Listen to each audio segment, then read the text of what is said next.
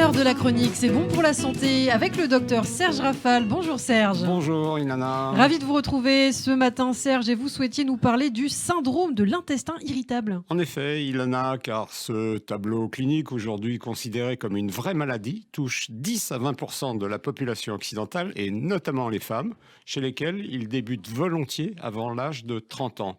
Ce trouble est dit fonctionnel car toutes les explorations, le sang, les selles, une éventuelle coloscopie, sont normales ou peu contributives. Les examens complémentaires sont donc inutiles ? Pas totalement, car ils permettent d'éliminer une affection grave, une maladie cœliaque, une maladie de Crohn, et la consultation sert à évaluer le retentissement, volontiers majeur, de ces troubles sur la qualité de vie. Est-ce qu'on peut dire que c'est psychosomatique si tous les examens sont normaux ? Non, je pense que c'est un trouble d'origine plurifactorielle et pas purement psychologique, comme on l'a longtemps imaginé. Une des hypothèses retenues est celle d'une hypersensibilité viscérale, c'est-à-dire d'une perception anormale de phénomènes qui passent habituellement inaperçus, probablement des anomalies dans le contrôle de la douleur. Bon alors concrètement, quels sont les symptômes qui caractérisent le syndrome de l'intestin irritable ? Le diagnostic, Ilana, repose sur l'association d'une douleur abdominale présente depuis au moins 6 mois, survenant une fois par semaine et accompagnée d'une modification de la fréquence ou de la consistance des selles. C'est une diarrhée le plus souvent, c'est parfois de la constipation et aussi une alternance des deux. Rassurez-nous, est-ce qu'il existe un ou plusieurs traitements ?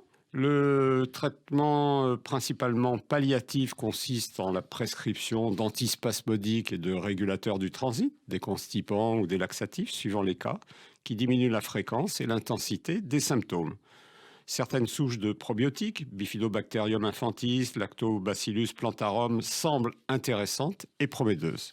Mais nous ne disposons pas d'un traitement qui guérisse radicalement et spécifiquement la colopathie fonctionnelle. Et que dire des régimes sans lactose, gluten et FODMAPs que vous nous parliez il n'y a pas si longtemps ? Il mérite, il en a bien sûr d'être essayé, car aucune solution ne doit être écartée dans des affections gênantes sans véritable traitement.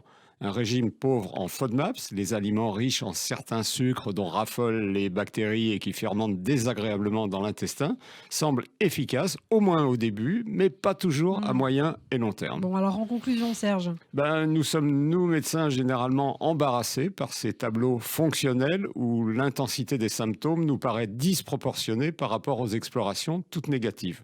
Nous devons nous garder d'une réflexion ou d'une attitude type « ce n'est rien, c'est dans la tête » qui peut tomber comme un couperet pour le patient et le pousser vers l'automédication ou le nomadisme médical, voire extramédical. Et parce que même si c'était dans la tête, ce que je ne crois pas, je pense l'avoir expliqué, ça n'en est pas moins une souffrance qu'il faut respecter et tenter de soulager. Merci Serge. Et oui, il faut faire attention. Voilà ce qu'on pouvait dire donc sur le syndrome de l'intestin irritable. On vous retrouve demain pour une toute nouvelle chronique santé.